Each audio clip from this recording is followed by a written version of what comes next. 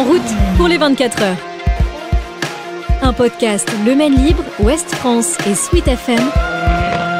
Jonathan Latteur. Salut à tous, c'est déjà l'heure du 4e rendez-vous en route pour les 24 heures du Mans. On s'en rapproche, on est à un mois à peu près désormais de la classique Mansell. Et aujourd'hui, on va débriefer Spa-Francorchamps. On est quelques jours après l'arrivée de la course en Belgique. Je suis avec Marc Moreau du Maine Libre. Salut Marc. Salut Jonathan. Sans Guillaume Nedelec, donne-nous des nouvelles. Est-il bloqué en Belgique?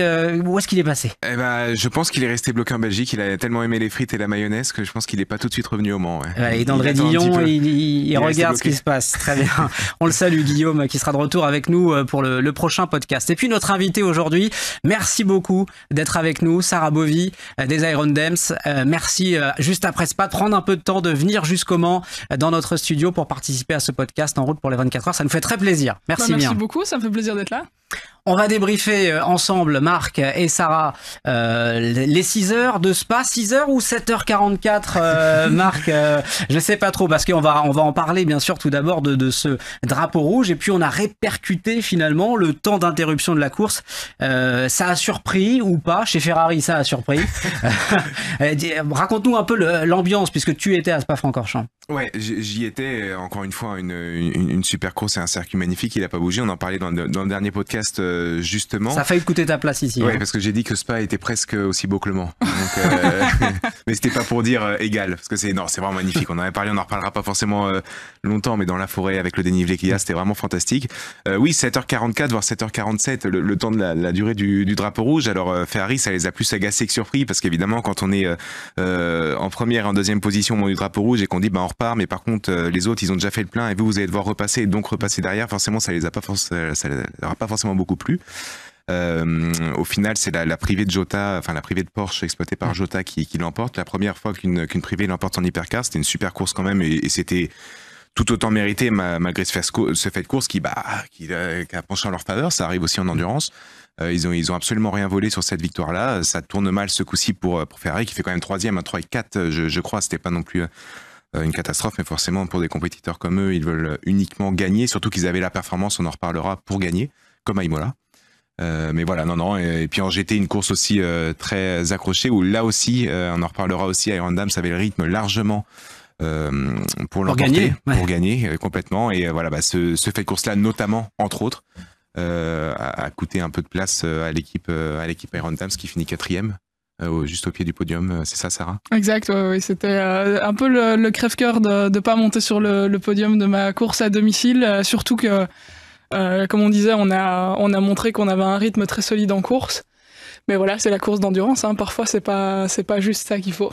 D'autant que tu fais la pole en plus. Oui, c'est vrai, on était parti en première position et ça m'a fait très, très plaisir d'avoir la pole à la maison. C'était une belle performance, c'était la première pole pour Lambeau en championnat du monde, donc c'était un moment spécial pour le team.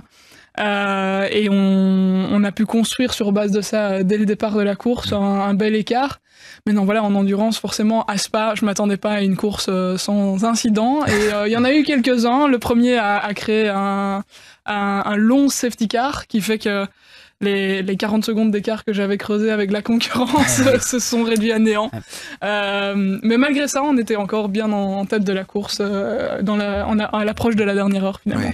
Ouais, au moment où Earl Bamber sur la Cadillac essaie de doubler dans le trafic juste après le Rédillon justement, et ça passait pas clairement. Il a été d'ailleurs désigné fautif, il partira 5 places en dessous de son résultat en qualification, si j'ai bien compris la sanction infligée par la FIA. Il n'y a pas trop de doute sur le fait que ce soit lui, hein. Il essaie de passer là où ça ne passe pas. Malheureusement, ça tape sur une BMW en GT, la deuxième. Valentino Rossi avait abandonné juste avant, enfin c'était Ahmad Dalarti, son coéquipier qui était dans la voiture, mais qui avait abandonné parce qu'on les avait percutés. On les percute une deuxième fois là pour le team WRT, justement eux aussi qui étaient à domicile, c'est une équipe belge. Même avec les hypercars, ça a été compliqué, pas mal de pénalités. C'était un week-end, alors on s'est jamais oublié en endurance parce que les teams apprennent toujours des choses, mais c'était certainement pas comme ça que Vincent Voss, le patron de l'équipe, imaginait la course, quoi. Ça vous a surpris avec Raël Frey et Michel Gatting, cette interruption et le fait qu'on remette le temps ensuite? Vous étiez préparé à ça éventuellement? Alors, un drapeau rouge, de manière générale, c'est toujours le chaos pour les équipes parce que y a deux issues possibles. Soit on redémarre la course et alors c'est un redépart Et il faut voir un petit peu dans quelle position on repart, qui a fait un ravitaillement avant, après, pour combien de temps est-ce qu'on repart. Enfin, on sait pas très bien où on se situe jusqu'à ce qu'on redémarre effectivement la course. Ou alors, ça peut être la fin de la course. Dans ce cas-ci, le drapeau rouge a duré plus d'1h45. Ouais. Et en fait, on a vu défiler le temps jusqu'à 0. Donc, à un moment donné, on a vraiment cru que ça allait pas repartir. Et nous, on était un peu dans une situation à l'opposé de celle des Ferrari en hypercar, puisque nous, on était en tête de la course un tour avant l'accident. Et on était rentré au stand faire un pit stop, donc on était redescendu 5e, mais juste derrière 4 voitures qui n'avaient pas encore fait de ravitaillement, mais qui étaient bien derrière nous dans le classement, je veux dire, réel. Ouais, Donc nous, on avait tout intérêt à ce que ça reparte. C'était vraiment pas une bonne opération. Je peux vous dire qu'à ce moment-là, en salle de presse, quand on voit l'image du drapeau rouge et qu'on voit Iron Dams 5e, on reparlera du début de saison où il y a eu pas mal de malchance, clairement. C'est sûr. Là, on se dit, c'est pas possible, quoi. Il y a une malédiction cette saison, quoi. Non, c'est ça. Au début, on a vraiment cru que le drapeau rouge allait durer peut-être 20 minutes et puis que ça allait repartir. Mais il se trouve que, et ça, c'est un aspect qui est parfois difficile à comprendre pour les spectateurs qui sont pas sur place ou bien qui ont peut-être jamais fait de sport automobile eux-mêmes. C'est qu'en fait, les circuits sont homologués avec des règles de sécurité qui font que, avant qu'on puisse relancer la course, il faut vraiment que toute la sécurité, tous les rails de sécurité, tous les dispositifs de sécurité soient remis en fait à 0. On peut pas repartir avec un rail qui est à moitié fixé en fait, parce que si jamais il devait y avoir un autre accident du même type au même endroit, bah, il faut que le prochain pilote qui potentiellement se retrouverait dans ce rail ait les mêmes chances de s'en sortir que celui d'avance forcément. Donc ça a pris énormément de temps, il y avait beaucoup de rails qui avaient été abîmés, donc c'est pour ça que ça a pris autant de temps, et je pense que la direction de course a compris très tôt en fait qu'ils allaient pas pouvoir réparer vite fait, et donc qu'ils allaient remettre le temps. Mais c'est juste que nous, on est resté presque 2 heures sans avoir l'info. Et vous faites quoi pendant ce temps-là, justement? C'est horrible, on tourne en rond. Ah oui, okay, à ce point-là. Littéralement, on tourne en rond. Vous étiez pas dans la voiture, je crois, à ce moment-là. C'était Michel. C'était Michel qui venait de monter dans la voiture, en fait, au dernier ravitaillement, qu'on avait fait vraiment juste avant l'accident. Elle a été la première voiture, d'ailleurs, à passer après l'accident. Donc, elle est montée en piste. Et le tour d'après, ça s'est passé devant elle. Elle est arrivée dans les débris, tout ça. Elle me dit, j'ai vraiment eu peur pour le pilote parce que j'arrivais même pas à voir où était l'avant et l'arrière de l'accident est très impressionnant. C'est très impressionnant. Heureusement, les deux pilotes vont bien. Non, c'était assez rock'n'roll pour elle. Et alors, du coup, quand le drapeau rouge, quand il a annoncé que ça va durer un certain temps, les pilotes sont autorisés à sortir des voitures, à revenir au stand, etc. Donc, c'est très bizarre parce que d'un seul coup, nous, on se voit pas pendant la course d'habitude. On est tous là. Et tout le monde tourne en rond dans le box. Est-ce que t'as entendu quelque chose? Tu sais ce qui se passe? Qu'est-ce qui t'a dit? Vois un peu si tu peux pas avoir une info. Moi, en plus, comme je suis la locale de tout le monde se tourne vers moi. Genre, tu connais des commissaires, tu connais quelqu'un la Belgique, c'est chez toi. Tu connais presque tous les commissaires, c'est ce que tu disais juste avant la course. C'est ça, donc on essayait de passer des coups de fil, voir un petit peu ce qui se passait, mais évidemment, c'est impossible d'avoir des infos à ce moment-là vraiment claires. Personne ne sait. Parce qu'en fait, avant d'avoir vraiment démonté l'entièreté des rails et de voir l'étendue des dégâts, on peut pas savoir. Donc on a pas mal tourné en rond. Michel était convaincu. On parlait de la malédiction. C'est souvent Michel qui a pas roulé dans les courses qu'on n'a pas terminées. À Barcelone, elle prend la voiture, on a un problème avec les coups de roue, elle peut même pas sortir des stands que la course est finie. À Imola, je prends le départ et on a des soucis techniques. Finalement, je repars juste pour vérifier que c'est ok, mais elle roule pas. Et donc elle me disait, ça y est, c'est sûr, je vais de nouveau pas rouler. C'est quand même pas possible. Mais elle a pu rouler après quand même. Mais finalement, elle a pu rouler 1h45 après et elle a bien roulé, donc je pense que ça lui a fait du bien de sortir l'énergie. Ouais, moralement aussi, parce qu'en plus c'est beaucoup de temps pour vous. Enfin, c'est votre métier bien entendu, mais c'est beaucoup de déplacements, de temps. On parlait des sollicitations médiatiques juste avant de commencer ce podcast qui sont très nombreuses. Enfin, c'est beaucoup d'énergie déployée. Et à Imola, finalement, il y a le contact qui est presque avant la ligne de départ, en fait, qui occasionne ces soucis électriques. Qui est avant la ligne de départ, d'ailleurs. Qui est avant la ligne de départ, d'ailleurs. Un départ très étrange que tu as peut-être toujours pas compris, d'ailleurs, parce que tu disais, j'aimerais bien parler à certains pilotes, parce que ça allait très vite, en fait. C'est un départ assez chaotique. C'était surtout, en fait, que la vitesse n'était pas constante au départ. Et du coup, j'en avais parlé avec Eduardo Freitas quand on s'est revu la semaine d'après. Le directeur de course, pardon, quand on s'est revu au Castellet pour le LMS la semaine après. Et je lui avais expliqué, parce que je pense que forcément, même pour la direction de course, quand on a 2 catégories si fournies, etc., c'est difficile de tout voir. Oui. Et donc, je lui avais demandé de revoir un peu le départ de Imola de la part des GT et de voir un petit peu pourquoi il y avait eu justement cette espèce de quiproquo dans notre peloton. Et effectivement, en fait, c'est la première ligne qui joue un petit peu le coup du frein, etc. Et donc là, il a bien rappelé dans le briefing avant Spa qu'il fallait garder une vitesse constante justement pour éviter ce genre d'incident. Dans ce cas-ci, c'est moi qui dictais la vitesse, donc c'est l'avantage de partir en pôle. Voilà, exactement. Dorénavant, je vais essayer de faire tout le temps. Voilà, c'est mieux. C'est la meilleure option. Victoire de Porsche, donc, Marc, en famille, avec, tu l'as dit tout à l'heure, l'équipe privée devant l'équipe officielle. Est-ce qu'en quelques mots, quand même, tu peux expliquer pour les néophytes, ça veut dire quoi, équipe privée devant officielle? Parce que les gens se disent, bah, c'est 2 Porsche. Mais... Oui, c'est 2 Porsche 963. Les 2 voitures sont identiques, sauf que sur la Porsche officielle, c'est l'usine qui est derrière, donc il y a des moyens qui sont bien plus importants. Dans une équipe privée, il faut aller chercher des sponsors, il faut aller chercher une autre équipe d'exploitation de la voiture, qui est Jota, qui est en BMW, le team WRT, c'est ce qu'on disait tout à l'heure. Mais par exemple, pour Toyota, Ferrari, c'est 2 usines qui sont derrière, sauf pour la 3e de Ferrari, qui est exploitée par F Corse. Bon, AF Corse Ferrari, c'est très lié. Mais là, très concrètement, ça veut dire que l'équipe privée a mieux utilisé la voiture que l'équipe qui a construit la voiture. Il faut croire, oui, il faut croire. Alors après, encore une fois, il y a eu ce drapeau rouge qui a rebattu les cartes, mais le fait est qu'en rythme de course, après la reprise, Kevin Estre, qui était sur la Porsche numéro 6 officielle, n'est pas parvenu à accrocher la 38 du team Jota. Il l'a dit après, très fair play. Hein. Bon, c'est pas surprenant venant de Kevin Estre, hein, mais il a dit voilà, ils avaient un rythme meilleur que le mien, un grip, c'est-à-dire une adhérence à la piste avec le pneu qui était meilleur. Voilà, il n'a pas réussi à les accrocher, il les a félicités. Quand je lui ai demandé est-ce que c'est un doublé Porsche, il m'a dit oui, c'est un doublé Porsche, c'est 2 Porsche, c'est la même. Après voilà, évidemment le but au Mans c'est de pas qu'il soit pas devant. Oui, c'est dans l'autre sens. Non, c'est ça. Bah, d'ailleurs on l'avait vu à Imola quand la 83 Yifei sur la Ferrari a doublé. Yifei qui est d'ailleurs formé au Mans, le pilote qui est sur la 83, donc cette fameuse Ferrari, la 3e, qui est exploitée par une équipe privée, même si c'est de la même famille, voilà, qui avait passé l'officiel, et on voyait Antonello Coletta, le directeur du programme, qui n'était pas forcément très satisfait de voir ça. Ce qu'on peut comprendre, mais d'un côté, nous, en tant que spectateurs, ce qu'on veut juste, c'est de la bataille en plus au maximum. Donc c'était plutôt une bonne nouvelle de voir qu'ils avaient le droit de dépasser. Alors est-ce que ce sera le cas au moins, on verra, mais on espère. Donc Porsche qui fait le doublé, Ferrari qui impressionne depuis le début de la saison. Si on devait demander quelle est la voiture la plus impressionnante, ce serait peut-être la Ferrari, sauf qu'elle ne gagne toujours pas. Elle gagne pas. Alors à Imola, ils auraient dû gagner en hypercar, il n'y a aucun doute là-dessus. La stratégie a été la mauvaise quand il a commencé à pleuvoir. Ils ont gardé les pneus secs alors qu'ils auraient dû passer les pluies. Alors c'est facile à dire après, hein, mais Toyota l'a fait et a gagné. Donc oui, ils impressionnent parce que c'est les plus rapides. Il n'y a aucun doute là-dessus. En performance pure, ça va très vite. Même les pilotes Toyota le disaient à l'issue de la course à Spa, on ne va pas aussi vite que Porsche et Ferrari, parce qu'on parle de Ferrari, mais Porsche, c'est certainement le favori. Alors c'est compliqué dans un peloton de 23 hypercars et puis de 9 constructeurs de sortir un favori, mais Porsche, ça gagne au Qatar, ça gagne à Imola, ça fait 2e à Spa avec l'officiel, mais ça gagne avec la privée.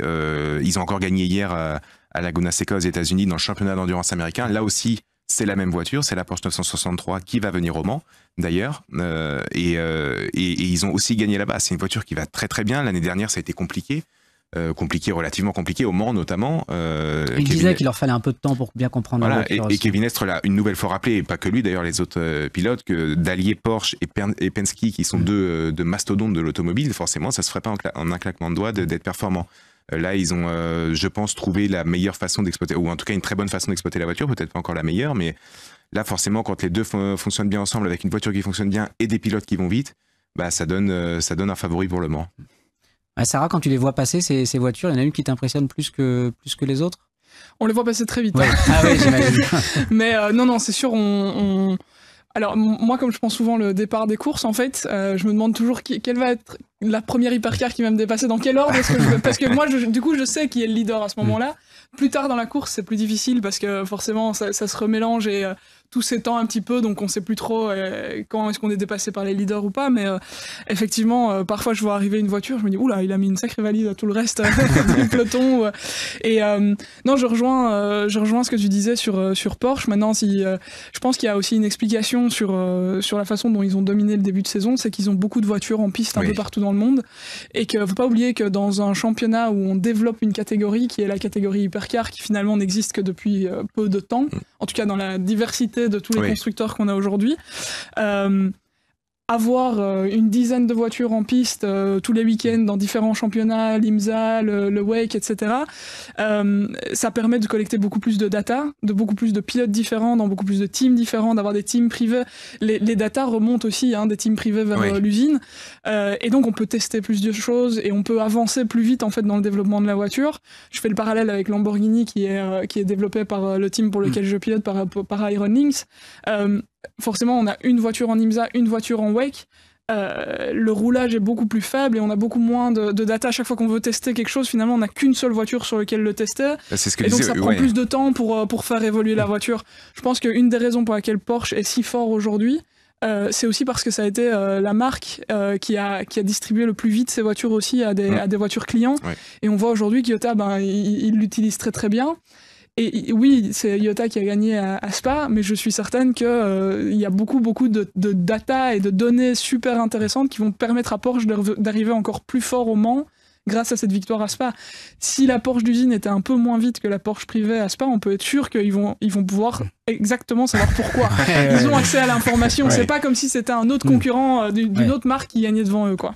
Ouais, là, ils auront les réponses. Et effectivement, juste pour compléter très rapidement, c'est ce que disait aussi Emmanuel Heno sur Lamborghini en hypercar. Alors, il y en aura 2 au Mans, mais il n'y en a qu'une, même s'il y en a il y en a une en championnat, mais il y en aura 2 sur le Mans de 30 c'est ça. Et en fait, 1h30 de roulage pour des voitures, pour des écuries qui ont 2 voitures, ça fait 3 heures, quoi. Et ça change tout, quoi. Surtout quand il y a des essais limités, comme c'est le cas en Wake.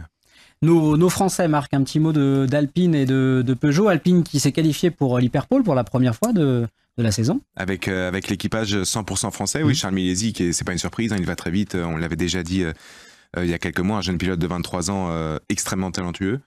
Donc première Hyperpole, ça faisait évidemment plaisir de voir des Français dedans. Peugeot n'y est pas encore parvenu à Spa. Il y a plusieurs raisons qui expliquent cela, il manquait de rythme aussi. Après, malheureusement, en Hyperpole, Charles Milesi a eu une casse moteur sur sa voiture, donc il n'a pas pu forcément faire son tour rapide, même si après il reconnaissait de manière assez lucide qu'il n'aurait pas pu faire beaucoup plus vite que ce qu'il avait pu faire. Il a dû partir en 9, je pense, quelque chose comme ça, je ne sais plus exactement. En tout cas, entre la 7 et la 10e place. Voilà, au final, ils finissent aussi dans les points, la course, une des 2 voitures, comme Peugeot, qui finit 10e.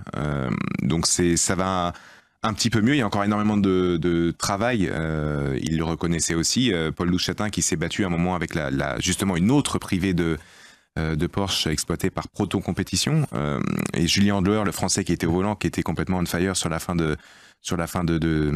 d'épreuve, qui faisait des dépassements dans le radillon, qui était applaudi par l'ensemble du circuit, c'était vraiment exceptionnel à voir. Et voilà, il dit bah oui, c'était super sympa, j'étais à la bataille pendant quelques tours, mais il m'en manque encore un peu. On voit qu'il en manque encore un peu en performance pure. Ils étaient prévenus, c'est la 3e course de la voiture, faut pas l'oublier. Mais c'est quand même de bon augure parce qu'au Mans, évidemment, il y a le rythme qui est important, la performance, mais ça dure 24 heures, c'est 4 fois plus long que les manches qu'on a eu jusqu'ici, hormis le Qatar qui était un peu plus long. N'empêche que ça va être difficile quand même de les classer dans les favoris à la victoire. C'est des outsiders, très clairement. Outsiders, et puis après voilà, ça va aussi dépendre de la BOP. Les pilotes, on le rappelle, n'ont pas le droit d'en parler, ni les ingénieurs. Donc Sarah, on pose pas de questions là-dessus. Le micro est coupé, tu peux y aller. Non, je plaisante. Non, voilà, ils n'ont pas le droit d'en parler, mais nous, on a le droit de le commenter aussi. Et voilà, ça a forcément une incidence sur la performance. On l'espère un petit peu moindre au Mans, puisque voilà, c'est du Pro-Am, c'est 24 heures, ça va être beaucoup plus long, il va se passer énormément de choses. Donc on peut espérer que l'exploitation de la voiture ait une incidence plus forte. Mais après, à Imola, il y a beaucoup de débats autour de la BOP, mais à Imola, Toyota n'a pas gagné la course sans être la voiture la plus performante, parce qu'ils ont eu la bonne stratégie au bon moment. Voilà, forcément ça a une incidence, c'est obligatoire, mais l'expérience et le choix des stratégies est aussi primordial. On en reparlera avec Pierre Fillon qui sera à ta place, Sarah, dans quelques jours, justement de cette BOP, puisque c'est un sujet dont on peut pas trop parler, mais un petit peu quand même, donc on va l'évoquer. On le surnomme Voldemort un petit peu dans le paddock. Oui, c'est on n'a ça. pas le droit de prononcer son nom. Celui dont on n'a pas le droit de prononcer son nom. Voilà, c'est un peu ça. C'est une très belle ref, Marc, bravo. Ouais, alors surtout que j'ai jamais vu Harry Potter, mais enfin bref. Ça mais non, c'est pas, c'est assez pas amusant, c'est pas le bon terme, mais personne n'en parle, mais tout le monde le sous-entend en fait. Pourquoi vous n'avez pas réussi à suivre? Là, vous êtes à 2 secondes. Ouais, ça dépend de plusieurs éléments. On manque un peu de rythme. Et puis voilà, ça s'arrête là. Oui, on manque un peu de rythme, c'est devenu notre phrase préférée. On manque un peu de rythme. Voilà. Mais on manque un peu de rythme dans des équipages qui sont aussi talentueux et expérimentés qu'il peut y avoir dans le WEC cette année avec tous les constructeurs. On peut estimer que chacun a les mêmes capacités à s'accrocher et que la différence, elle se fait ailleurs. On va parler, Sarah, des Aerondems. Marc faisait référence à la malchance. Est-ce que vous avez trouvé le chat noir dans le moteur, dans l'habitacle? Est-ce que vous le sortez ou vous faites quoi? Alors on pensait l'avoir trouvé, pour être honnête, jusqu'à une demi-heure de la fin de course. On s'est dit, voilà, on fait une belle course, tout se passe bien, même si on peut pas dire qu'on ait eu de la chance, parce que oui, on avait de la performance, ça c'est certain, et on était bien en place pour se battre, en tout cas jusqu'à l'arrivée pour la victoire, puisqu'on était en tête, et même si la compétition était proche, on arrivait à les garder à distance. Et puis le chat noir nous a rattrapés. C'est un arrêt au stand qui s'est mal passé. Oui, en fait, dans notre tout dernier pit stop, lors du changement de pneu, on a eu un souci avec un écrou à l'arrière qui s'est coincé. Ça a pris du temps pour le décoincer, le remplacer, remettre le pneu, etc. Il a fallu relever la voiture. Donc, on a perdu une grosse vingtaine de secondes. Forcément, perdre une vingtaine de secondes au moment où on avait 40 secondes d'avance, ça aurait pas été trop grave. Perdre une vingtaine de secondes dans le dernier pit stop après que la safety car ait rassemblé tout le monde. C'est le pire moment. C'est le pire moment, c'est-à-dire qu'on perd pas une position, on en perd 6 d'un coup. Donc de là, Michi est reparti en piste avec la rage au ventre et toute la frustration qui est remontée. Je dois vous dire que moi, j'étais pas fier non plus dans le box. Et on a fait une belle fin de course parce qu'on avait les rythmes, parce qu'elle a attaqué à fond pour essayer de remonter et essayer de sauver ce qui pouvait être sauvé. Au final, en fait, il y a beaucoup de gens qui ont été surpris de nous voir faire un dernier petit splash à la fin, mais c'était impossible en fait après le redépart du safety car de faire l'entièreté de la course sans le splash. Donc ça, on savait qu'on devait le faire. L'autre Lamborghini l'a fait aussi, la numéro 60. Oui, voilà, c'est ça. On avait un tour d'écart en fait dans les stratégies, donc c'était pas du tout une erreur de la part du team. On savait qu'on devait le faire, mais avec notre voiture, on était normalement suffisamment en avance pour ressortir après ce splash en bagarre pour la première position en fait avec la Porsche qui a gagné. On aurait dû ressortir plus ou moins ensemble en piste. Et à ce moment-là, ça aurait été que le meilleur gagne, quoi. Et ça, on saura jamais si on aurait pu gagner ou pas, mais en tout cas, on aurait été dans la bagarre jusqu'à la fin. C'est comme ça, c'est la course, enfin je veux dire les ravitaillements font partie de la course, les problèmes mécaniques, les petits soucis et des choses comme ça, enfin il y en a en F1, il y en a en Fun Cup, enfin je veux dire c'est quel que soit le niveau du sport auto. Après c'est vrai que ça s'est un peu enchaîné pour nous sur les dernières courses, on a été en tête et bien en tête de quasiment toutes les dernières courses auxquelles on a participé sans même monter sur le podium, donc on évoque souvent Le Mans comme la course la plus importante. Si vous gagnez Le Mans, tout est oublié, on repart sur une nouvelle base. Oui, alors ça je peux vous le dire aujourd'hui qu'effectivement, si jamais on gagne Le Mans dans un mois, on oubliera toutes ces mésaventures et on en rigolera sans aucun problème. Mais je pense quand même que même si tout se passe bien au Mans, la déception de pas monter sur le podium chez moi avec tous les fans qu'on avait dans la tribune, ça a été incroyable. L'ambiance qu'il y avait sur place était absolument dingue. Il y a 88 000 personnes qui sont venues à Spa le week-end dernier. C'est le record en WEC hormis Le Mans. Voilà. Ouais, c'est ça. C'est le plus gros week-end de WEC hormis Le Mans. Et en Belgique, de manière générale, je pense qu'il y a que la F1 qui fait mieux que ça, mais il y a aucune autre course qui amène autant de monde. Donc c'était un sentiment très spécial pour moi d'être belge au WEC à Spa. Et à travers le casque, tu arrivais à entendre les clameurs du public Alors, j'ai pas entendu les clameurs du public quand j'étais dans la voiture, mais j'ai reçu énormément de messages sur les réseaux sociaux. Beaucoup de gens, en fait, qui m'ont envoyé des stories ou des petits messages pour me dire « Tiens, on était dans telle tribune là-bas », mais des tribunes différentes, et qui me disaient « Regarde, à chaque fois que tu passais dans ton premier relais, toute la tribune se levait, applaudissait, parce que j'avais creusé un peu d'avance, donc j'étais toute seule en piste. » je suis hyper émue de voir ça. Donc en fait, le sentiment, il y a plein de choses très très positives qui vont ressortir de ce week-end. On était là, on avait un bon rythme, on arrive enfin à mieux faire fonctionner la Lambeau. Donc on est super heureuse du travail qui est effectué par le team. Et on va se concentrer sur ça pour attaquer Le Mans. Mais oui, j'aurais toujours une déception de pas être monté sur le podium devant mon public belge, quoi. C'est certain. Mais c'est comme ça. Peut-être qu'il y aura une autre occasion un jour, on verra. Ça doit quand même être plaisant en auto d'avoir autant de monde. Alors la F1, on le sait, draine énormément de public.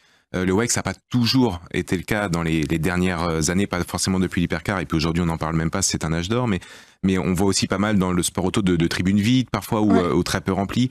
Là, il y avait à Imola, il y avait 72 000 personnes, c'était déjà un record avant ce record de 88 000. Le Mans, c'est guichet fermé, ça doit quand même apporter un petit truc en plus, quoi, d'être en WEC. C'est fou, et en plus on voit que c'est un public très passionné. Et c'est ce que je dis souvent, c'est... Moi, ce que j'aime dans l'endurance, en fait, c'est que souvent, on a un public qui s'intéresse vraiment aux courses. On a un public qui vient, qui est au courant de ce qu'on fait, de qui on est, de quelles sont les voitures. On a des gens qui sont venus, beaucoup de gens qui sont venus à la session d'autographes avec des miniatures de voitures à signer, des choses comme ça. Donc, on sent que c'est des gens qui suivent le sport auto et du coup on partage cette passion avec eux. Et effectivement à Imola c'était déjà assez impressionnant, et à Imola on a beaucoup mis ça sur Valentino Rossi qui forcément brasse énormément de monde partout dans le monde. On l'a vu déjà l'année dernière, on était en GT World Challenge où il participait aussi, donc on avait déjà vu ça. Alors en Belgique, c'était sur Sarah Bovy. Ouais. Alors non, surtout je vais pas d'abord parce qu'il y avait beaucoup de pilotes belges qui étaient sur la grille. Vous aviez pas mal de pilotes français, mais on avait pas mal de belges aussi.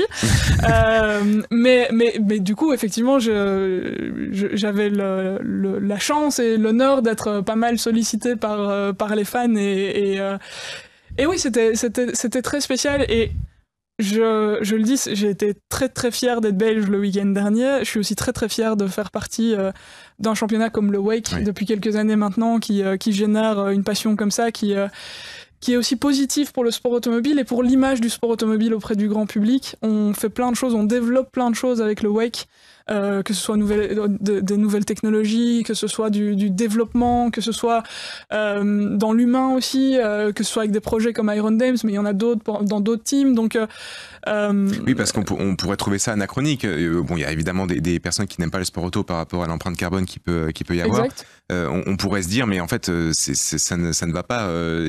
On est en train de parler de respect de l'environnement, etc. Il y a de plus en plus de monde à des courses où il y a de l'essence de cramer pendant 24 heures, pendant 6 heures. Ça fait aussi plusieurs années que le WEC roule sur un carburant qui est entièrement synthétique, donc on ne brûle pas une seule goutte de pétrole, sur tout le championnat du monde d'endurance, pas juste sur les 24 heures du Mans, mais partout où on va dans le monde, on roule sur du carburant synthétique pour toutes les voitures qui participent au championnat. On a des pneus qui sont recyclés à 80%. Donc en fait, on développe des technologies dans le sport automobile, que ce soit la F1 ou l'endurance, on développe des technologies qui vont permettre dans le futur d'avoir justement un impact plus faible. Alors le sport permet d'amener des fonds privés, permet de financer finalement ce développement technologique de par des pilotes privés, des propriétaires de teams privés, etc. On parlait des teams privés, mais c'est eux qui font aussi le sport automobile d'aujourd'hui, qui le financent et qui permettent aux constructeurs de développer toutes les technologies qu'on va retrouver dans le futur sur nos routes, dans nos villes, dans nos voitures de tous les jours, etc. Qui permettent aussi d'avoir des centaines de milliers de kilomètres de parcours en peu de temps, finalement. Exactement. Sur 24 et ici, heures. on parle juste de l'écologie, mais c'est la même histoire pour la sécurité, pour l'efficacité. Donc, on a fait la liste avec le centenaire de toutes les innovations qui sont nées au Mans, c'est assez incroyable. Exactement. Hein, anti-brouillard. C'est un sport qui mérite d'exister aussi de par la contribution qu'il fait pour tout le grand public, parce que finalement, un jour ou l'autre, on est tous amenés à se déplacer en voiture d'une manière ou d'une autre. Enfin, je veux dire, je dis pas que tout le monde roule en voiture, hein, mais je pense qu'on est tous montés dans une voiture à un moment ou à un autre. Et les cyclistes sont aussi des automobilistes très souvent à côté. Faut oui, exactement, tout à fait. Parfois, mais... On va parler de ton parcours, Sarah, des Iron Dames, etc.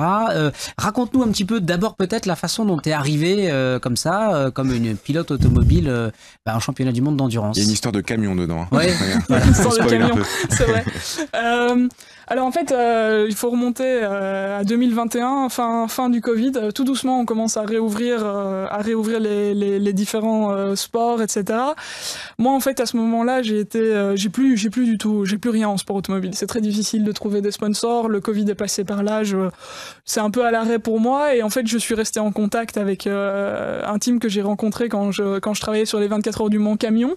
Quand je travaillais comme influenceuse, parce que j'ai fait ça pour des réseaux sociaux pendant un petit temps. Et on avait fait des tests et ils m'avaient proposé de faire le championnat de France camion avec eux.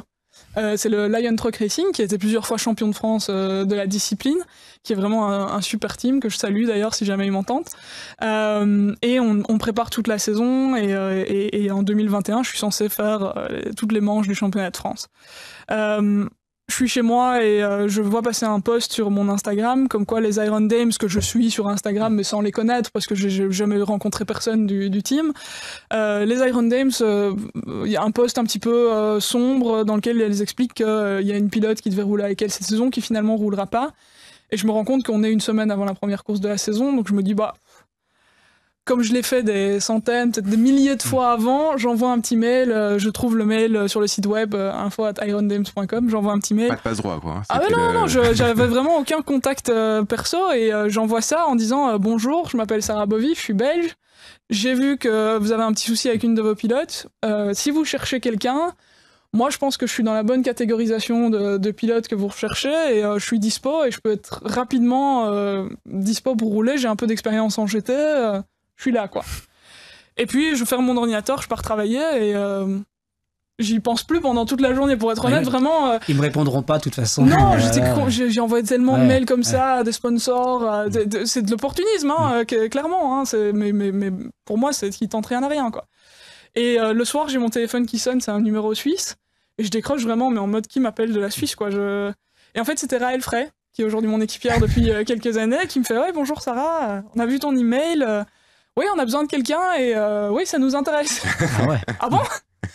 Je vous la fais courte, mais en gros, j'étais même plus catégorisé par la FIA, moi, parce que j'avais plus roulé depuis 2 ans. Enfin, c'est vraiment tombé. Enfin, je crois que même si le team s'était rendu compte à cette époque-là du manque de roulage que j'avais, je suis pas sûr qu'ils m'auraient appelé. Ouais, j'avais peut-être un petit peu gonflé ma capacité à monter dans la voiture la semaine après.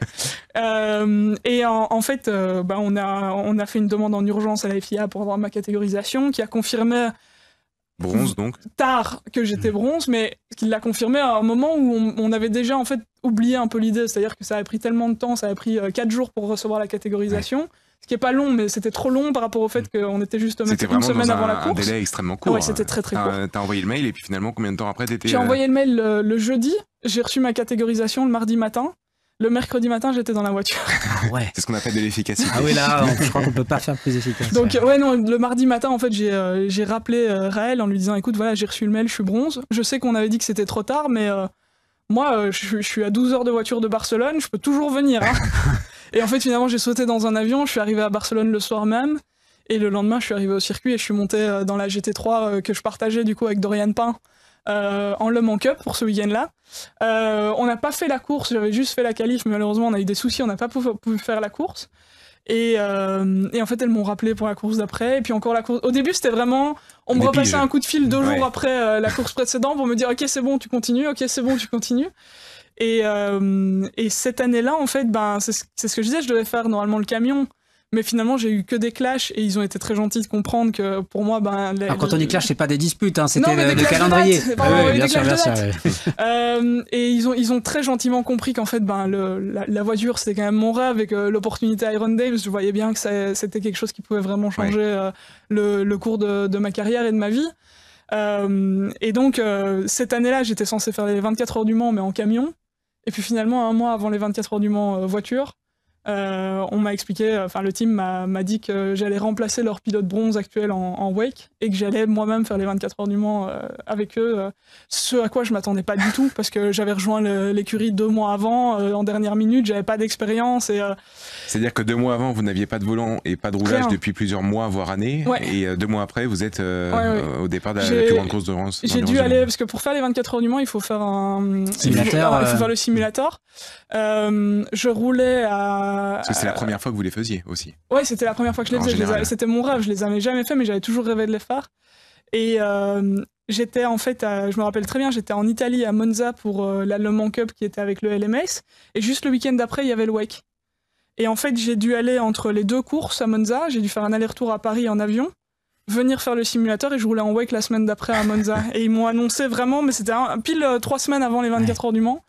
Que j'allais rouler au Mans et que je devais aller le lendemain au simulateur et vraiment je suis parti à 4h du matin, je suis rentré à minuit le lendemain et puis j'étais de nouveau à Monza dans la voiture pour rouler. Enfin, ça a été une aventure assez folle pour moi. Et aujourd'hui il y a un contrat, il vous appelle plus. Non, c'est plus stable. C'est plus stable. Ça laisse de l'espoir à Will qui réalise ce podcast, qui joue aux jeux vidéo et qui espère toujours un baquet un jour aux 24 heures. Donc, il n'y a jamais un email de trop en tout cas.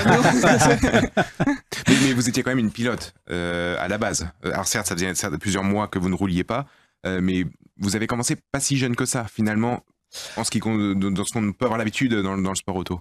J'ai vraiment un parcours un peu atypique par rapport à la plupart des pilotes qu'on retrouve aujourd'hui au niveau du championnat du monde, etc. C'est-à-dire que déjà, je viens d'une famille qui n'avait pas du tout les moyens financiers de me soutenir en sport automobile, donc j'ai découvert le karting assez tard. Normalement, on commence le karting vers 6 ans. Moi, j'ai commencé à 12-13 ans et j'ai seulement fait 2 saisons de karting. Et à vraiment un tout petit niveau. Donc souvent je parle avec ma collègue Michel Gatting par exemple, qui a fait 10 ans de karting, qui a roulé en championnat d'Europe, championnat du monde, elle est allée partout dans le monde. Non, moi j'ai roulé à Genk et à Francorchamps en Belgique. J'ai fait 10 courses sur un châssis qui avait déjà 5 ans. Donc j'ai vraiment... J'ai pas du tout le même parcours de base en fait que la plupart des pilotes avec qui je partage le circuit aujourd'hui. C'est pour ça notamment aussi entre autres que j'ai eu la catégorisation de pilote bronze. C'est parce que en fait j'ai pas du tout une carrière, je vais dire classique d'un pilote qui a fait karting, monoplace, qui a fait ses armes dans des formules de promotion pendant 10 ans. Enfin voilà, moi j'ai survécu, en fait je dis toujours ça, j'ai survécu jusqu'à ce que j'ai une vraie opportunité avec les Iron Dames. J'ai eu la chance de faire plein de chouettes choses, attention, bien sûr. Par rapport justement aux moyens financiers que j'avais à ma disposition. J'étais hyper fier de ce que j'avais fait jusqu'à avant le Covid, parce que j'arrivais déjà à faire pas mal de courses, j'arrivais à travailler dans le domaine de l'automobile, j'étais sur les circuits tout le temps, j'étais peut-être pas pilote professionnel, c'est certain, mais je vivais de ma passion pour le sport automobile en faisant des activités autour finalement de la course auto. J'ai fait un peu de GT, j'ai fait quelques fois les 24 heures de Spa, mais là où maintenant je vais arriver aux 24 heures de Spa en ayant déjà 6 courses derrière, plein de journées d'essai et en étant vraiment prête, moi j'arrivais aux 24 heures de Spa 3 jours avant la course. Et j'avais pas encore signé le contrat avec le team en espérant qu'il y avait personne qui amenait plus de budget que moi, quoi. Donc c'était vraiment des conditions complètement différentes. C'est le pilote bronze habituellement qui amène le budget à l'équipe, c'est souvent comme ça que ça se passe. Oui, alors ça dépend un petit peu du niveau. Il y a différents niveaux en sport automobile, mais c'est vrai que quand on parle du WEC et du championnat du monde, en général, le pilote bronze, c'est le pilote qui finance la voiture. Dans des courses comme le GT World Challenge, parfois le budget est séparé entre les 3 pilotes, ou bien il y a 2 pilotes qui payent, il y en a un qui paye pas. Ça dépend un petit peu des arrangements et de ce que les teams décident de faire au niveau du recrutement des pilotes. Mais effectivement, c'est un sport où, d'une manière ou d'une autre, il faut qu'il y ait de l'argent qui vienne de quelque part, ça c'est certain. Et donc, jusqu'à ce que, effectivement, je rejoigne le projet Iron Dames, qui est à l'initiative finalement de Deborah Mayer et qui est financé par Deborah. Moi, c'était impossible d'atteindre le niveau auquel je suis en sport automobile aujourd'hui. Financièrement, c'était injouable. C'était impossible. Non, moi, les 24 heures du Mans, je savais ce que ça coûtait comme budget. J'aurais jamais pu trouver un sponsor qui m'aurait mis aux 24 heures du Mans. On en rêvait avec un de mes sponsors perso d'y aller, mais lui il me disait c'est impossible. Enfin, je veux dire, on parlait de 100 fois ce que lui pouvait me donner par an. C'est quoi la fourchette à peu près, peut-être pas on parle en millions d'euros, ça c'est certain. Plusieurs. Oui, parce qu'en fait, ce qu'il y a, c'est qu'on peut plus faire juste les 24 heures du Mans. Aujourd'hui, il faut faire tout le championnat autour. Donc forcément, c'est des budgets qui sont assez importants. Et pour moi, c'est le plus gros problème d'accès au sport, parce qu'on me demande souvent si c'est pas justement le fait d'être un homme, une femme ou quoi que ce soit. Je pense que le problème numéro 1 d'accès au sport automobile, c'est plus l'aspect financier que l'aspect genre. Ouais, c'est une réalité, ça coûte très cher. Et justement, concrètement, toi qui disais que tes parents n'avaient pas pu suivre, en tout cas au niveau qu'exige l'auto, c'est quoi? C'est des recherches de sponsors, c'est de faire ses preuves sur les rares courses qu'on a. Dorian Pin le disait aussi d'ailleurs dans un autre article que j'avais pu avoir, qu'en fait elle avait 2 courses dans l'année pour faire ses preuves, quoi. Et parce qu'il n'y avait pas assez de moyens, et que si elle ratait ces 2-là, c'était terminé pour elle. C'est exactement ça. C'est exactement ça. Et Dorian a l'opportunité aujourd'hui finalement d'être recrutée assez jeune. Oui. Je suis sûr qu'elle aurait aimé être encore recrutée plus jeune que ce qu'elle l'a été, mais à 18 ans, elle a rejoint le projet Iron Dames et ça a été de là, la carrière a été prise en main. Mais c'est vrai qu'avant ça, et c'était la même chose pour moi, on trouve un sponsor, on trouve 2 sponsors, on a un projet, on se dit je vais essayer de faire le championnat de Belgique, je vais essayer de faire les 24 heures de Spa, je vais essayer de faire telle course où je sais qu'il y a un peu de monde, où je vais avoir un peu de presse et tout. On va voir des sponsors et on fait tiens voilà, j'ai besoin de... si je prends un chiffre, j'ai besoin de 50 000 € pour les 24 heures, qu'est-ce que tu peux mettre? Je peux mettre 20, ok bon d'accord, je vais essayer de trouver un deuxième, je peux mettre 10, bon ok j'ai que 30, on va voir le team, est-ce qu'avec 30 je peux rouler? Non, il faudrait quand même que tu amènes 40. Ah oui. Alors, j'ai 35. Ah oui, mais on a un autre pilote qui amène 60. Moi j'ai 35. Donc finalement, c'est un peu, c'est comme tu disais, ça peut être un frein parce que c'est pas forcément le pilote le plus rapide. Alors, les pilotes sont tous rapides aujourd'hui, notamment en WEC, mais c'est pas forcément le pilote le plus rapide qui va trouver un baquet en tout cas. C'est-à-dire en fait que si jamais il faut se mettre à la place des teams aussi. Ils ont des salaires à payer, il y a des factures à payer. Donc un team qui essaye finalement d'être compétitif et de faire de bonnes choses, si jamais ils ont un pilote qui vient avec la moitié du budget et qui va 5 dixièmes au tour plus vite, il faut calculer si ces 5 dixièmes valent finalement la différence de rentrée financière que ça va générer. Et oui, on aimerait bien, dans l'idéal, avoir des teams qui ont des sponsors eux-mêmes et qui puissent se dire on prend que les plus talentueux et le sport automobile, ce sera que le meilleur du meilleur du meilleur. Mais le fait est qu'aujourd'hui, il y a des gens qui ont plus de moyens financiers, que ce soit privés, que ce soit des gros sponsors qui les suivent parce qu'ils ont un gros contrat avec des grandes marques ou quelque chose comme ça, et qui vont quand même être performants. Et il y a des gens qui peuvent avoir beaucoup d'argent et qui peuvent être très performants aussi. Oui, l'argent n'enlève pas le talent, j'ai envie de dire. Donc c'est vrai que faire sa route en sport auto sans avoir de moyens financiers, ça demande de se battre. En fait, finalement, le plus gros combat, il est en dehors de la voiture. Quand on est dans la voiture, c'est notre élément et on est juste content de pouvoir y être. Mais tu montres que c'est possible, malgré tout. C'est possible, mais c'est vrai que c'est ce que je disais encore tout à l'heure, ça m'a pris que 20 ans, quoi. Donc il faut être patient. Mais est-ce qu'aujourd'hui, le fait que la cause féministe soit davantage prise en compte et qu'on veuille que les femmes puissent participer au sport automobile, c'est pas plus aisé de trouver des sponsors pour une femme qu'il y a quelques années en arrière où on parlait pas du tout, où c'était pas un problème qu'il n'y ait pas de femmes en sport auto? Alors moi en fait j'ai toujours utilisé justement cet aspect seule fille dans la course, j'en parlais beaucoup dans ma com, etc. C'est moi qui faisais mes communiqués de presse, donc j'ai commencé très très jeune à creuser la recherche de sponsors et à essayer de comprendre comment me mettre en avant là-dessus. Pas pour me faire mousser, mais vraiment parce que j'avais besoin de trouver des sponsors. Et donc j'ai beaucoup utilisé cet argument-là, parce que finalement c'est comme ça que je sortais un peu du lot. Bizarrement, en fait, ça a toujours été plutôt très bien accueilli par la presse, par le milieu en général. Je pense que quand on fait les choses bien, en fait, c'est pas mal vu, parce que je crois que les gens autour de moi, ils comprenaient que c'était normal que je cherche des sponsors et que j'essaye de me mettre en avant à ce niveau-là. Par contre, c'est vrai que je me suis beaucoup... Enfin, il y a beaucoup de marques féminines, en fait, qui n'adhèrent pas au concept du sport automobile. Donc pour citer une marque, pour citer une marque, si ça vous ennuie pas, pour un vrai exemple concret, non, au contraire. L'Oréal est un gros sponsor en sport automobile pour les hommes. Ils ont pas mal de pilotes, ils ont eu des pilotes en F1, ils ont eu des pilotes au Mans, etc. C'est une marque qui sponsorisait déjà beaucoup des hommes. Du coup, moi, je suis allé voir L'Oréal à Paris. J'ai vraiment eu un rendez-vous dans les bureaux de L'Oréal du directeur marketing et je lui ai dit voilà, pourriez aussi sponsoriser une femme, quoi, parce qu'avec les moyens que vous avez, moi je suis sûr qu'on pourrait faire quelque chose de chouette. Et on fait ouais mais non, pour les produits féminins on peut pas sponsoriser du sport automobile. Ah oui.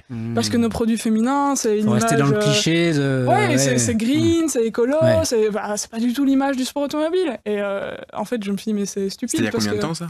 Oh, bah c'était il y a longtemps, je devais avoir une vingtaine d'années à ce moment-là, je pense. C'est dommage parce que Marc avait le numéro de François-Marie Bagné qui aurait pu... oui, mais trop tard. Il n'a pas voulu m'aider non plus pour ma carrière. Non, pas non plus. Non, mais non, alors j'espère justement que... J'ai plus été en contact depuis, hein, c'est une anecdote. Peut-être qu'il y avait d'autres raisons derrière, peut-être que ce que je leur proposais n'était pas suffisamment intéressant, j'en sais rien, mais quand j'ai eu cette réponse-là, je me suis dit, mais... Pourtant, je suis sûr qu'il y a des femmes qui doivent être passionnées de sport automobile. Enfin, je veux dire, je peux pas être la seule. C'est pas possible. Alors oui, il y en a moins que des hommes, mais je suis sûr qu'il y a des clientes de L'Oréal qui trouveraient pas ça choquant que L'Oréal sponsorise aussi une femme en sport automobile. Et ça, oui, je pense que ça, maintenant, ça commence à changer. Ça, maintenant, je pense qu'effectivement, les grandes marques qui s'adressent et aux hommes et aux femmes ne vont plus faire une séparation comme ça en disant il y a des choses qu'on peut faire avec notre marque homme et pas avec notre marque femme, ou vice-versa d'ailleurs, hein, ça va dans les deux sens. Et je pense que ça commence à changer. Maintenant, c'est vrai que moi, je suis dans un projet très spécifique qui est très, très axé féminin. Donc aujourd'hui, c'est encore un peu différent. Est-ce que le rose, justement, d'Iron Dams, moi, j'en ai parlé avec des filles qui étaient un peu déçues du rose en disant, justement, si on veut casser les codes et que avoir des femmes en sport automobile, il fallait pas mettre du rose et pourquoi pas du bleu, par exemple. Eh ben, justement, moi, je prends le contre-pied de ça et je dis, en fait, on se réapproprie le rose. Okay. Je trouve que on a fait du rose cette espèce de couleur un peu Barbie, géniarde, un peu la couleur un peu faible comme ça. Hein. On veut plus mettre de rose nulle part pour représenter les femmes parce qu'on dit ah bah non c'est pas une couleur forte. Bah nous on prend des voitures roses, on gagne des courses avec. Voilà. Donc on se réapproprie le rose. Nous on aime bien le rose. On a toutes les trois naturellement du rose sur notre casque depuis les tout débuts avant de se connaître, avant de faire partie des Iron Dam parce que c'est la couleur avec laquelle on a grandi. Et du coup, on voit pas très bien. En fait, on va pas s'excuser non plus d'aimer le rose. Ouais, non, elle pourrait être verte ou bleue ou rose, du moment qu'on gagne des courses avec. En fait, et puis il y a des notes aussi, forcément. Et effectivement, on est hyper reconnaissable sur la piste. Et en fait, la seule chose qu'on s'est dit parce qu'au départ, on avait des voitures noires avec des détails roses. Et puis en 2022, on a vraiment inversé en fait le design et on est devenu rose avec des détails noirs. Et quand notre équipe média nous a montré la déco de la voiture, on s'est dit, ouais, là, il va falloir être devant. Hein, parce que si jamais on est derrière avec une voiture comme ça, on va vraiment passer pour des amateurs complets. Et finalement, cette année-là, on a gagné les 24 heures de Spa, on a fait nos premières pole positions en championnat du monde, on a fait des podiums. L'année dernière, on a gagné en championnat du monde, on a été vice-championne du monde, donc je pense qu'il n'y a plus personne qui se dit que la voiture rose, c'est la voiture de Barbie, c'est bon. Hein. Parce que Iron Dams, il faut le rappeler juste peut-être rapidement, ce projet-là, pour le coup, est uniquement féminin, en tout cas dans les pilotes que l'équipe engage. Donc en fait, on a des équipages 100% féminins, donc toutes les pilotes sur la voiture, en endurance en tout cas, sont des femmes. Moi, je partage le volant avec Michel Gatting et Raël Frey depuis quelques saisons. On a Doriane Pain qui va nous rejoindre pour les 24 heures du Mans. Donc il faut expliquer qu'elle fait aussi partie d'Iron Dams, même quand l'année dernière, elle a fait le Mans, le centenaire avec en LMP2 avec Préma, elle fait partie du groupe, entre guillemets. Oui, Doriane, d'ailleurs, on a été les premières équipières l'une de l'autre dans le projet, puisque j'ai roulé en Le Mans Cup avec elle pour sa première course en GT. Donc elle fait partie du projet Iron Dams depuis aussi longtemps que moi, elle l'a rejoint en même temps. Et forcément, elle est plus jeune, elle est vraiment plus jeune que moi pour le coup, et elle a une destinée un peu différente. Et aujourd'hui, elle va vers de la monoplace et des choses comme ça, ce qui est super chouette. Mais on a aussi un team monoplace Iron Dams avec Dorian, avec Martha. On a des jeunes en karting aussi, donc on recrute. C'est une filière complète. C'est une filière complète, voilà. Les cavaliers aussi. On a aussi, une fois de plus, on essaie de s'étendre au-delà du sport automobile et de représenter les femmes successful dans tous les sports finalement où hommes et femmes sont à armes égales et peuvent faire la compétition dans les mêmes catégories. Donc on est là en sport automobile, on est là en équitation. Qui sait, on sera peut-être là en voilier sur la voile plus tard, j'en sais rien. Mais Déborah, c'est vraiment son but, c'est de dire là où on peut avoir des femmes qui cassent les codes du sport masculin et du sport mixte. Conduite par les rêves. Ouais, voilà, c'est ça. C'est Women Driven by Dream. Donc c'est très chouette. Et femmes inspirantes aujourd'hui pour les jeunes générations aussi. J'espère. En tout cas, c'est vrai que le projet nous dépasse complètement en fait. Il faut bien se rendre compte qu'on parle des Iron Dames depuis tout à l'heure. Il n'y en a aucune de nous qui a fait du karting la première fois en se disant je vais devenir une espèce d'ambassadeur pour la cause féminine. Pas du tout. On fait ça parce qu'on aime ça. On fait du sport auto ou de l'équitation parce qu'on est passionné depuis toute petite, parce qu'on vit ça au quotidien. Déborah nous a rassemblés et nous a donné un rôle d'ambassadrice de son projet. Qui nous dépasse complètement, mais qu'on essaye, on essaye de faire honneur finalement à ce qu'elle veut qu'on représente. Et je pense que ça dépasse complètement le domaine du sport. L'idée, c'est plus de dire, il faut croire en ses rêves, quels que soient ses rêves, que vous soyez une femme, un homme, un petit garçon, une petite fille. On travaille dur, on rêve grand, et on n'a pas peur de ça. Et on pousse jusqu'à ce que ça se passe, quoi. Et là, on parlait de Dorian Pin avec la F1 Academy en ce moment. Elle a une aura médiatique très importante. Tu es ravi pour elle, j'imagine? Ouais, on l'a beaucoup suivi forcément sur les premiers week-ends de course, puisqu'elle était aussi avec nous à Imola entre les deux. Donc, on voit son évolution en monoplace. Avec vous elle sera au Mans avec nous. Elle sera au Mans avec nous. C'est Raël qui va nous rejoindre pour le reste de la saison, parce que finalement, en fait, il y a un programme de plus qui s'est rajouté pour Dorian en Freca, en formulaire régional. Un de plus, voilà. Parce on a essayé de la voir, mais elle nous a dit le calendrier est dément. Et full, et on est très content de t'avoir. Ouais, bien sûr, évidemment. Mais pas du tout, vous aurez été toutes les deux ensemble. Non, mais Dorian, forcément, elle est un peu...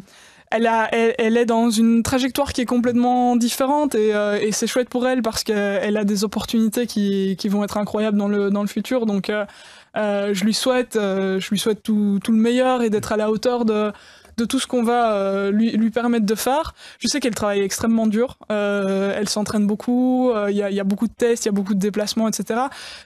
C'est un peu la même chose pour nous, mais j'espère vraiment qu'elle va grimper tous les échelons possibles. Et donc ce sera chouette de l'avoir avec nous effectivement aux 24 heures du Mans, d'avoir la locale de l'étape. Oui, et clairement, est-ce que ça pourrait être la prochaine femme en Formule 1 par exemple? Alors là, on vise le pinacle un peu du sport automobile selon beaucoup, même si c'est assez discutable comme point de vue, mais est-ce qu'elle aurait la capacité, les moyens financiers aussi, parce que là on parle aussi de beaucoup d'argent? Alors moi je pense que les conditions autour de Dorian sont réunies, enfin je veux dire on ne peut pas faire beaucoup mieux, donc les conditions sont là. Après l'accès à la Formule 1, il faut bien se dire que c'est 20 places dans le monde, qui sont pas libres 20 par an. Enfin, je veux dire, il y a un siège, peut-être 2 par an qui se libèrent. En général, ils sont déjà pris 2 ou 3 ans à l'avant par un gars qui est en F2 dans une des filières, etc. Donc, en termes de timing et de politique, finalement, c'est très difficile de dire ce qui est possible ou pas de faire. Maintenant, d'un point de vue talent, d'un point de vue moyen, d'un point de vue circonstances autour d'elle, je crois qu'il y a très très peu de femmes aujourd'hui qui sont dans une meilleure position que Dorian pour espérer pouvoir atteindre cet objectif-là.